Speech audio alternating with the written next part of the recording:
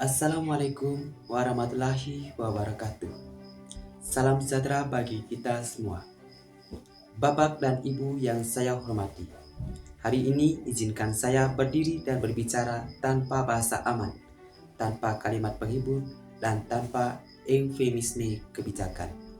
Karena jika pendidikan terus kita bicarakan dengan bahasa yang terlalu halus, maka persoalan yang keras di lapangan tidak akan pernah tersentuh. Mari kita mulai dengan satu pernyataan jujur dan tegas. Perubahan kurikulum yang terus berulang tanpa evaluasi yang jujur dan mendalam adalah tanpa krisis arah pendidikan. Kurikulum berganti, istilah diperbarui, format disempurnakan, namun realitas di kelas tetap sama. Guru kelelahan, siswa kebingungan, sekolah dipaksa menyelesaikan diri dengan kebijakan yang seringkali belum matang saat diluncurkan. Bapak dan Ibu sekalian, kini kita sering diberi narasi bahwa perubahan kurikulum adalah solusi. Namun, mari kita bertanya secara kritis. Solusi untuk siapa? Untuk kualitas belajar siswa atau untuk memenuhi tuntutan kebijakan dan citra kemajuan di atas kertas? Jika kurikulum memang solusi, mengapa setiap perubahan selalu dibarengi dengan kebingungan massal di sekolah? Mengapa guru harus belajar sambil berlari? Mengapa implementasi sering dimulai sebelum pemahaman belajar benar-benar terbentuk? Jawabannya sederhana namun pahit. Perubahan terlalu sering dipaksakan, bukan dipersiapkan. Hadirin yang saya hormati, guru selalu diminta untuk adaptif, fleksibel, inovatif, dan kreatif. Tetapi, mari kita katakan dengan tegas, adaptasi tanpa dukungan adalah bentuk penindasan profesional. Guru dituntut memahami kurikulum baru, menyusun perangkat baru, mengubah strategi pembelajaran, dan menyesuaikan penilaian. Sementara pelatihan seringkali terbatas, pendampingan minim, dan kebijakan teknis terus berubah. Lebih ironis lagi, di tengah jargon memerdekakan pembelajaran, guru justru semakin terikat oleh administrasi. Laporan bertambah, format diperbanyak, indikator diperketat, guru diukur dari kelengkapan dokumen, bukan dari kualitas relasi belajar dengan siswa. Ini bukan sekedar masalah teknis. Ini adalah masalah filosofi pendidikan. Bapak dan Ibu sekalian, kita perlu berani mengatakan bahwa pendidikan tidak boleh dijalankan seperti proyek birokrasi. Pendidikan adalah proses jangka panjang, bukan target tahunan. Namun yang kita saksikan, kurikulum sering diperlakukan seperti produk yang bisa diganti kapan saja, tanpa mempertimbangkan dampak psikologis, akademik, dan profesional bagi guru dan siswa.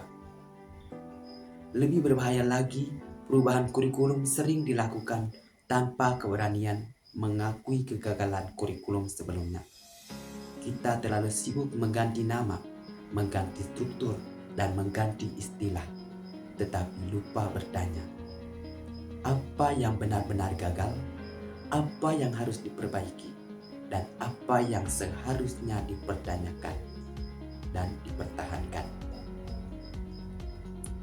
Tanpa evaluasi yang jujur, perubahan hanyalah pengulangan kesalahan dengan kemasan baru.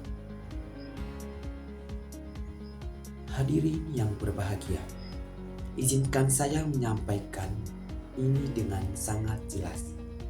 Guru bukan masalah utama pendidikan.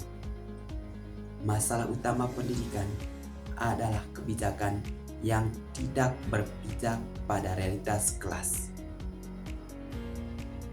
Guru memahami siswanya, guru memahami keterbatasan, Guru memahami keterbatasan sekolahnya. Guru memahami konteks sosial. Guru memahami budaya dan psikologis peserta didik. Namun, suara guru seringkali tenggelam oleh keputusan yang dibuat jauh dari ruang kelas. Akibatnya, guru dijadikan pelaksana kebijakan yang tidak ikut ia rumuskan. Guru dipaksa patuh, bukan diajak berpikir. Guru dinilai dari kepatuhan administratif, bukan dari profesionalisme pedagogi. Jika kondisi ini terus berlangsung, maka jangan heran jika perubahan kurikulum hanya melahirkan kelelahan kolektif, bukan perbaikan kualitas pendidikan. Bapak dan Ibu sekalian, saya ingin menegaskan satu hal yang sangat penting. Siswa bukan objek eksperimen kebijakan.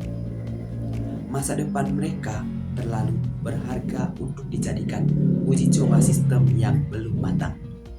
Setiap kali kurikulum berubah secara drastis, yang menjadi korban pertama adalah siswa, yang seharusnya menyesuaikan diri dengan pendekatan belajar yang belum stabil, dan yang menjadi korban kedua adalah guru, yang harus menjembatani kekacauan sistem dengan kreativitas pribadi, seringkali tanpa dukungan memadai.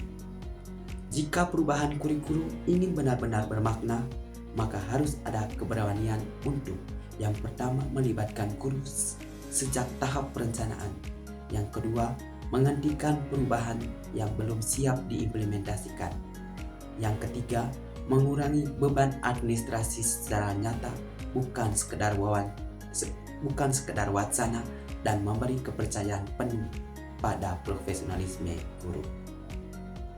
Tanpa itu semua, perubahan kurikulum hanyalah ilusi kemajuan. Ramai dalam seminar, sunyi di ruang kelas.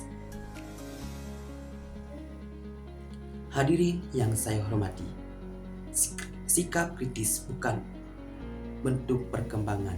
Sikap kritis adalah bentuk tanggung jawab moral.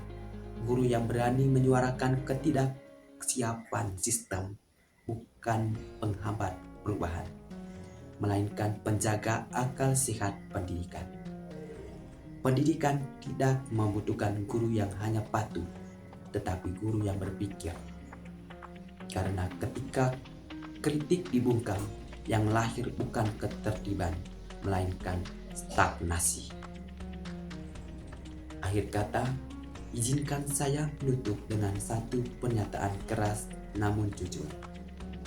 Pendidikan akan kehilangan arah jika perubahan terus dilakukan tanpa mendengar mereka yang berada di garis terdepan. Dan guru yang diam terhadap kebijakan yang keliru sedang membiarkan pendidikan berjalan menuju jurang yang sama dan berulang-ulang. Terima kasih. Wassalamualaikum warahmatullahi wabarakatuh.